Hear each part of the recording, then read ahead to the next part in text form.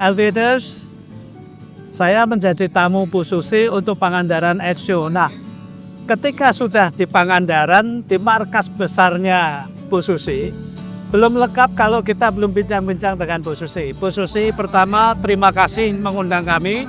Yang kedua, luar biasa ini sukses. Nah, saya ingin sedikit dari Bu Susi. Pangandaran Airshow ini udah berapa kali?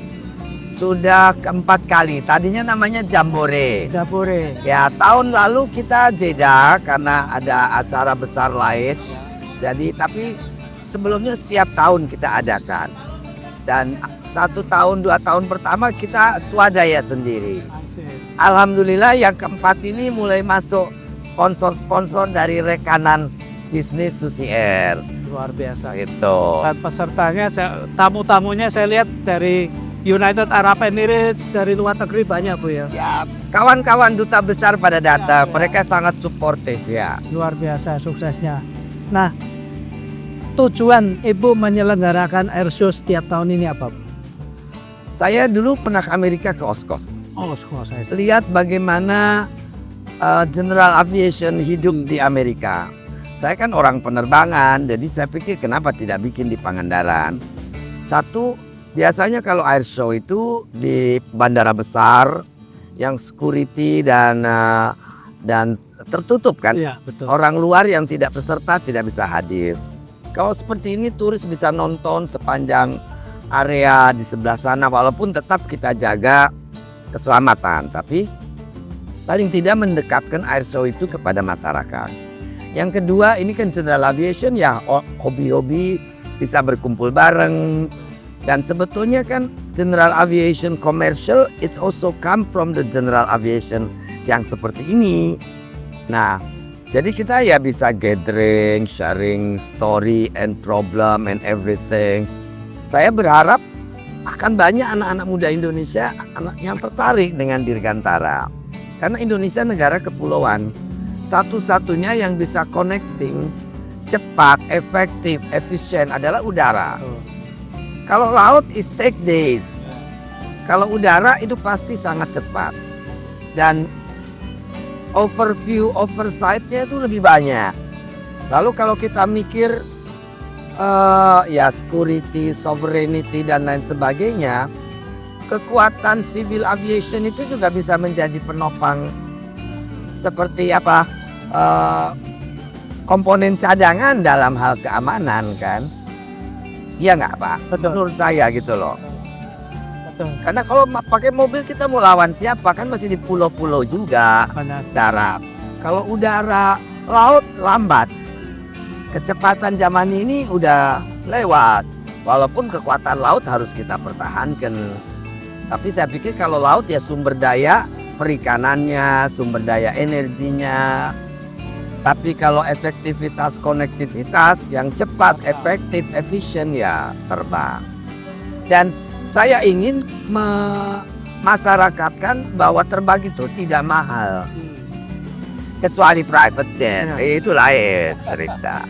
Ya, termasuk Ibu juga melayani rute-rute perintis ini. Ya.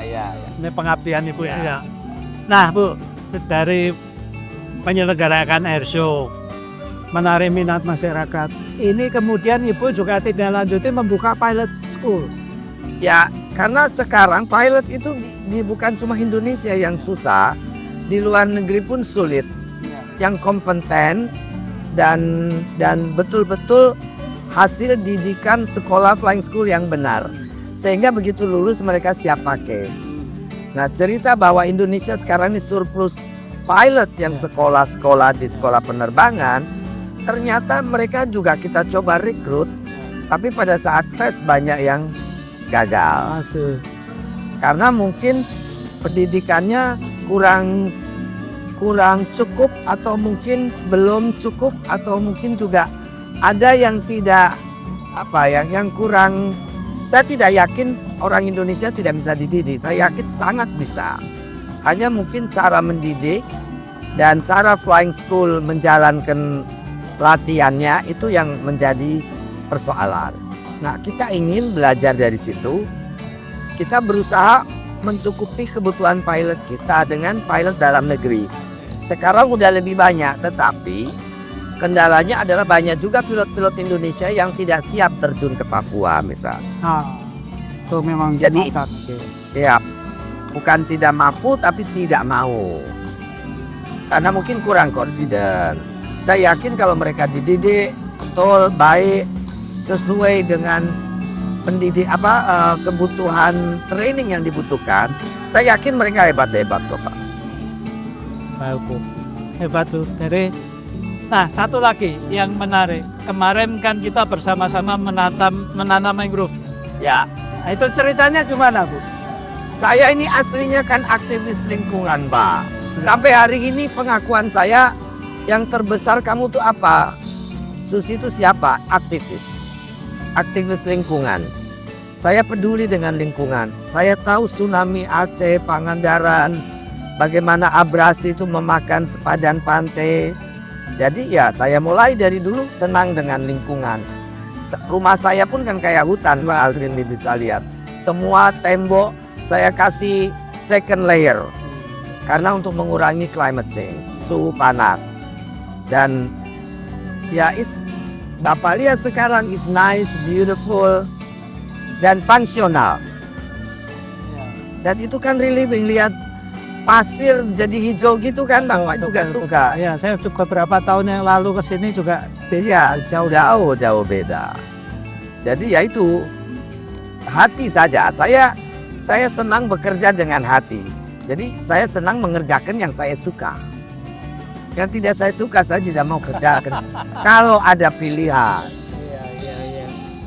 Baik, Bu, terima kasih. Jadi Elviders, kita dengar sendiri dari Bu Susi, dan saya juga sudah melihat sendiri bagaimana upaya Bu Susi ini yang tadinya airstrip ini tadinya hanya di Gundul. pinggir pantai, Ya. sekarang juga sudah mempunyai runway Terminal. runway-nya permukaan rumput, kemudian pantainya juga terawat, Wow. ya, sudah luar biasa. Dan ini inisiatif dari Bu Susi tentunya dengan memberdayakan masyarakat setempat juga. Pak. Dulu nanemin rumputnya pakai tangan, Pak. Bukan lapangan golf yang punya mesin pakai tangan. Bertahun-tahun. Dan dengan keberadaan Susia di Pangandaran ini juga menggerakkan perekonomian di Pangandaran, luar biasa. Insya Allah, amin Pak, amin. Baik, Bu Susi, terima kasih. Thank you, Pak. Ya, Bapak juga harus terus support Baik, transportasi udara pasti. dengan pandangan, dengan analis, dengan semua kritik dan support Bapak ke pandangan advice sangat penting, Pak. Terima kasih. Terima kasih. Baik, Elviders, demikian saya mengakhiri liputan aviation di Pangandaran Air Show. Sampai jumpa pada lain kesempatan. Alsuni Aviation, happy landing.